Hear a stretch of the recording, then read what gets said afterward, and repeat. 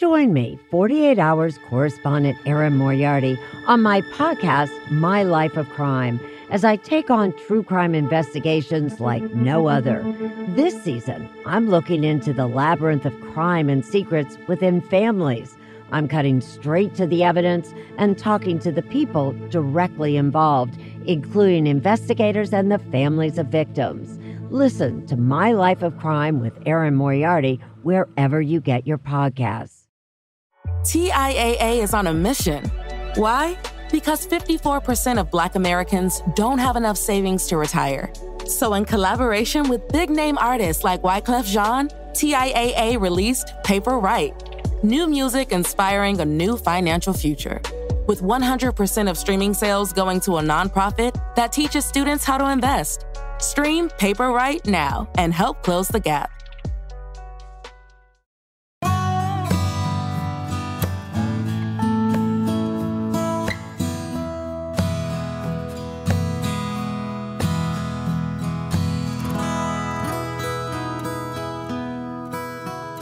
This is Central Texas Living with Ann Harder. Hello, I'm Ann Harder. Welcome to Central Texas Living, the podcast. There's a group in Bell County that's been working to change the lives of young people there, the Bell County Youth Fair Scholarship Program. It's been around since 2007 and given out more than $600,000 in scholarships to students who might not get a shot at college otherwise. Joining me now, Dakota Massey. Dakota, welcome. Hello, thank you. To the podcast. So you live in Central Texas. Yes, ma'am. Are you in the Bell County area? Yeah, well, I grew up in Bell County, and then now I live right across the county line in Falls County, but still very active in the Bell County Youth Fair. And you say you work in Waco. So yes, ma'am. All over the place. You're kind of all over. Well, I've had you guys on the show when we had the TV show for Central Texas Living, and the scholarship program is really essential for some students. Oh, yeah, for sure.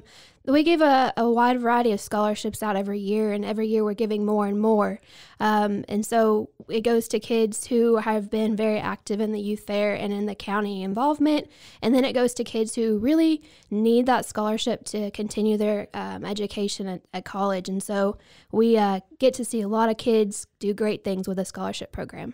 So how do they apply for the scholarship? Are they students that are part of the program, or how does that work? Yeah, so any high school junior, senior can apply for the scholarship if they're in Bell County.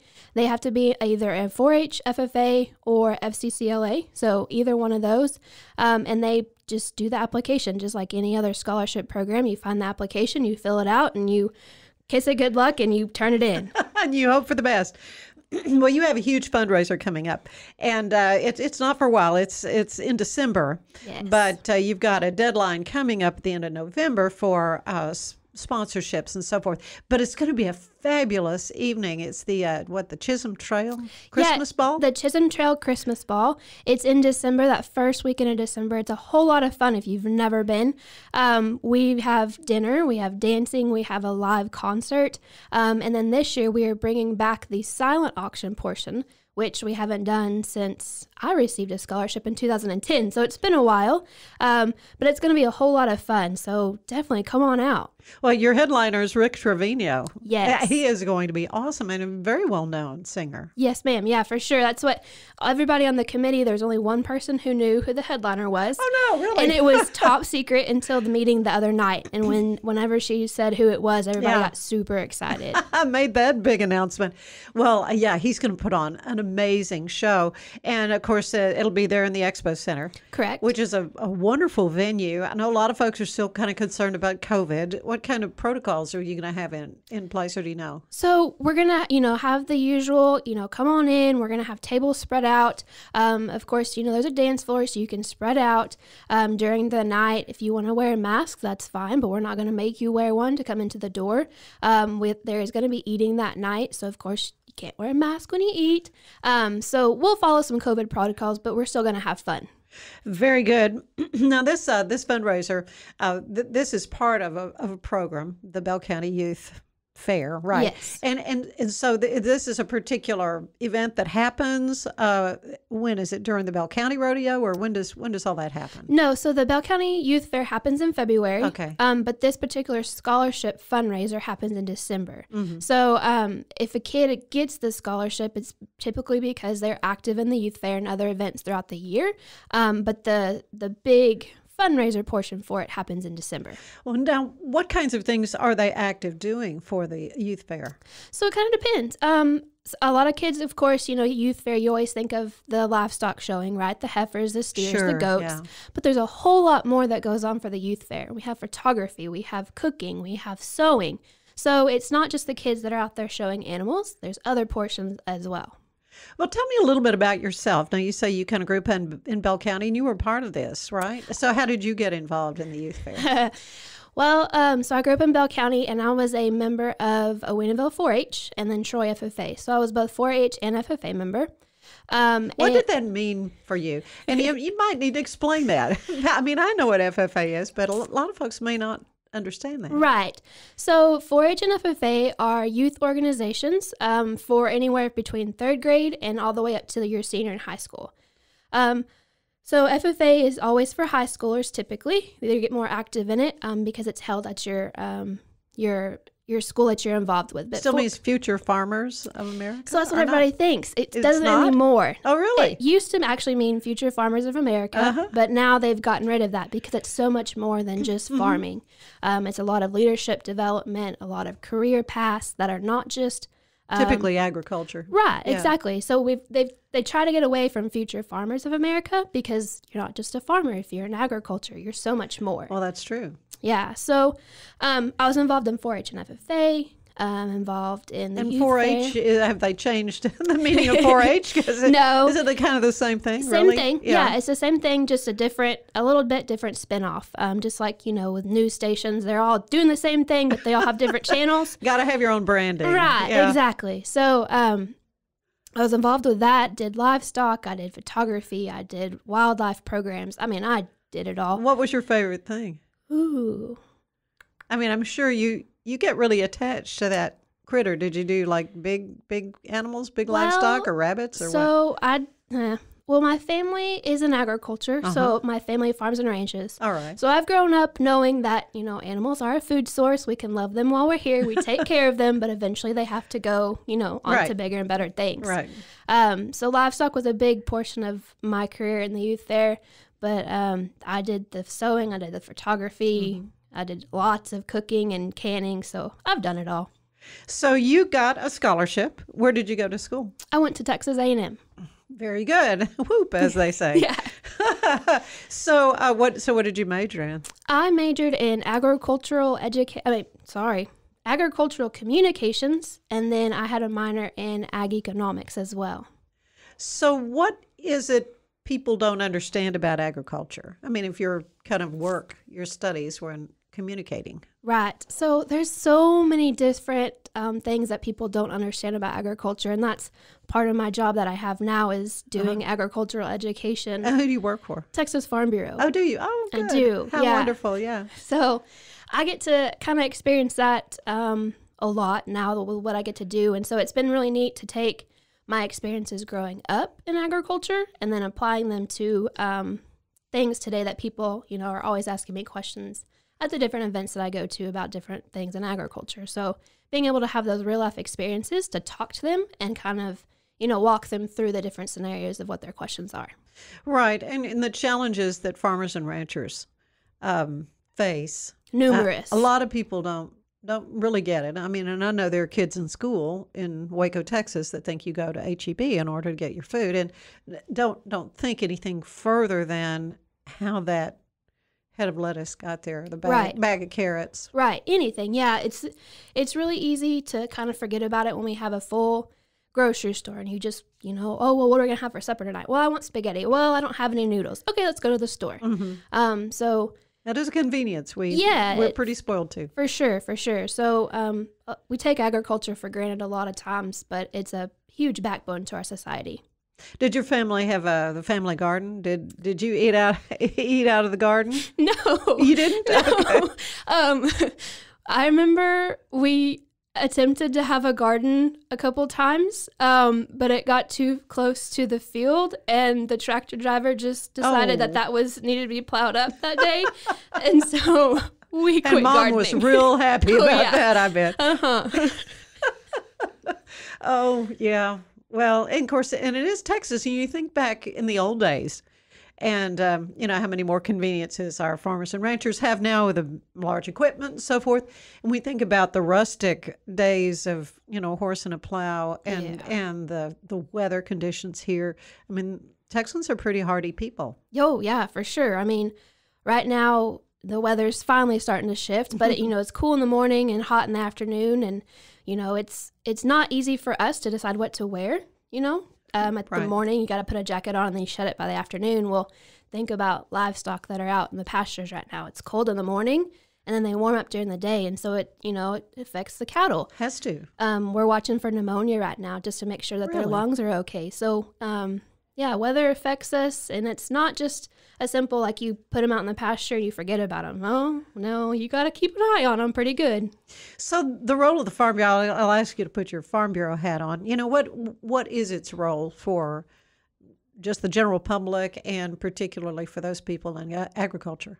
Yeah, so Texas Farm Bureau is the voice of Texas agriculture. That's our mission or our motto. And so for Texas Farm Bureau to be the voice of agriculture, we tried to be a communicator, so to say, for farmers and ranchers who are too busy to get out and spread what they do and educate people. Go to Austin and lobby for different things that are affecting them out in the field, whether it's good or bad, either way. And then, of course, there's Texas Farm Bureau Insurance. So there's the organization Farm Bureau, which is I work for, and then there's the insurance company. And so we're a membership organization for either way. So you have your membership, and if you want the insurance, cool, we'll take your insurance too, but you don't have to have that as well. Yeah. Well, let's go back now to the Bell County Youth Fair and the fundraiser that is coming up. As I mentioned earlier, your deadline is approaching at the end of November for sponsors, and so let's talk a little bit about that. You've got different levels, I would presume. We do. We have different levels. You can buy a whole table, or if you just want to have a couple of tickets, you can do that too. If you don't have that big of a clan that wants to come with you that night, we'll still take your money and come on out. Or if you're a business owner and you want to invite your whole entire business out and you want to buy a table, we'll do that as well. It'd be a fun night out. It'd be a great way to treat them to something fun and raise money for an excellent cause as well. Now, there will not be tickets at the door, though. You need to get tickets ahead of time, I understand. Right. You have to have tickets ahead of time. We are feeding everybody that night, so we got to know how much food to have. Well, yes. So. Do you know what the menu is? Oh, they changed it on us the other night, but I think the last time we talked, it was going to be pork loin. Oh, okay. Yep. That sounds excellent. Sounds like it's going to be a great night. And again, scholarship dollars for students. Can you think of a success story of somebody maybe that you know that wasn't going to be able to go to school that was able to? I don't know. I don't get to see the scholarship applications actually come in. Mm-hmm. I just help put on the events that night. Yeah. So I'm kind of a little bit blinded towards the actual scholarship applications. But I do know after I graduated, you know, I still knew the kids that were a little bit younger than me and that, you know, applied for scholarships and got them as well. And we have ag teachers right now out there in the community. We have people that work for Capital Farm Credit that have gotten scholarships.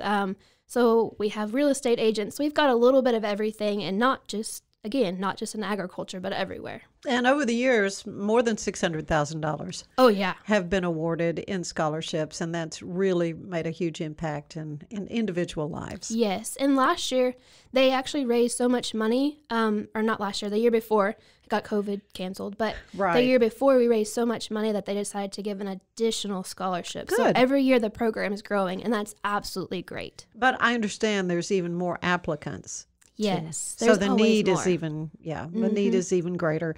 So this is a great work, and my hat's off to you for staying involved. I mean, you could be on about, have other things to do with your day. and then to be involved still with the Bell County Youth Fair. But what a great thing. And this is coming up in February, where you can go to the fair. Right.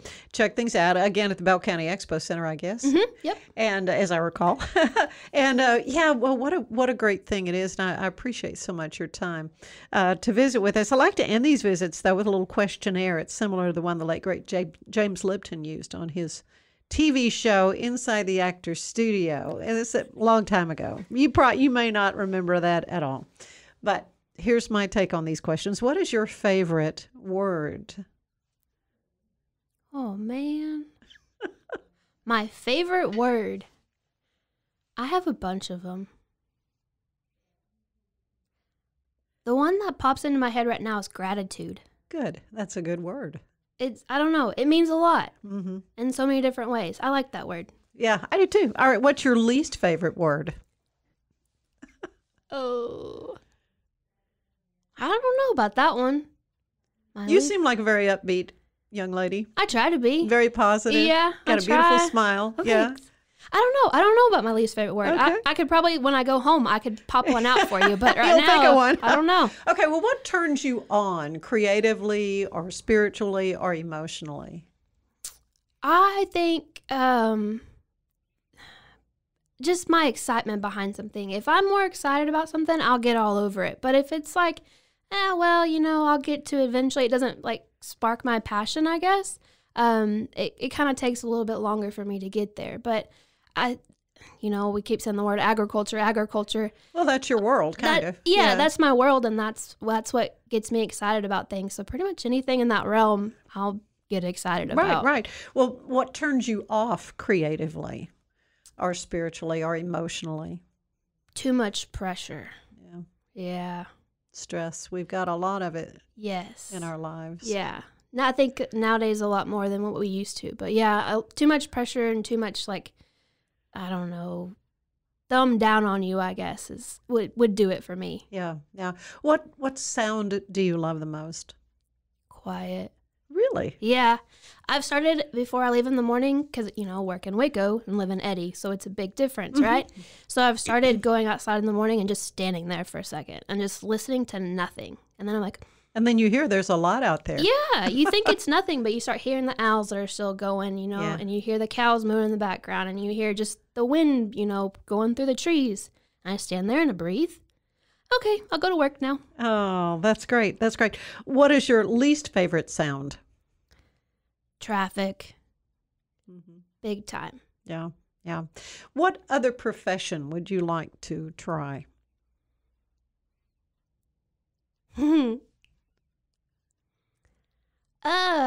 Other professions. Is there something you always wanted to be, or? This is gonna sound weird. I've always wanted to work at Farm Bureau. So I can't. Well, here you are. I know. So I can't really just spout something off of what I've wanted always to try. I think that's wonderful. Yeah. It's really corny sounding, I know, but. No, it's not. It's not. What do you know you would not want to do, though? I would not want to be a comedian or like an entertainer. Not for me. I don't like all the eyes on me. Mm-mm. Well, you're very charming, and you're really cute and fun to look at. So they would enjoy that. Obviously, you've got the personality for the work you're doing. And finally, what do you want to hear God say to you when you arrive at the pearly gates? Welcome. You have arrived. You've done good. Something like that. Something like that. I hear that a lot from my guests. Well, Dakota Massey, it's been great to visit with you, to hear about the Chisholm Trail Christmas Ball. That's going to be December 4th. Yes. So folks need to call ahead to, how do they get some information on tickets or sponsorships? You will call the Bell County Extension Office, 254-933-5309, and you've got to get those reservations in by November 29th. Okay. And because, that's happening on December 4th. Rick Trevino, going to be a great show. Yes. Fun night out.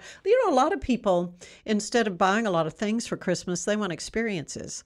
And I think that would be a very fun experience to say, hey, we're going to celebrate Christmas on December 4th by going to going to this and benefiting the Bell County Youth Organization and these great sponsorships and scholarships. We also, during the live and silent auction, we have a lot of Christmas buying going on as well. So if you are looking for Christmas gifts, you'll probably find something here. And you also have a social media page, so tell them about that. Just look up the Chisholm Trail Christmas Ball on Facebook, and all of our information is on there. You can find how to get tickets. You can keep up to date with acts that are coming in for next year, all kinds of information. Well, Dakota, you've been charming. It's been fun to hear about this, and I wish you all the best. And thank you for your service to your fellow man there in Bell County and helping out with these young people with these scholarships. Thanks for having me. Central Texas Living is part of the Rogue Media Network family. Be sure to check out their other shows at roguemedianetwork.com. Please rate us 5 stars on iTunes and anywhere else you get your podcasts. Join us again soon for more Central Texas Living, the podcast.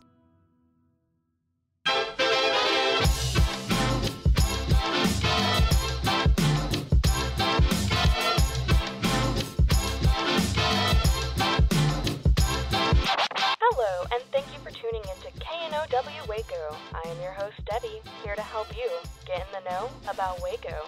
So you may be asking yourself, why am I here? I'm here to be your tour guide through Waco. I'm here to tell you all the goings-on in and around Waco. I'm going to give you the 411 on what's happening, what's going on, and what events you should go to. This is your host, Debbie, signing off. Now that you know, go. Just go, Waco. You are going on a run. Are you building a new business while managing a family? Are you tired of trying to balance home and work and everything seems to be coming up short? Then there's a podcast made just for you. Baking Your Business from Scratch is where we create the perfect recipe for building a successful business while managing your home and family with love. Come join us and see for yourself.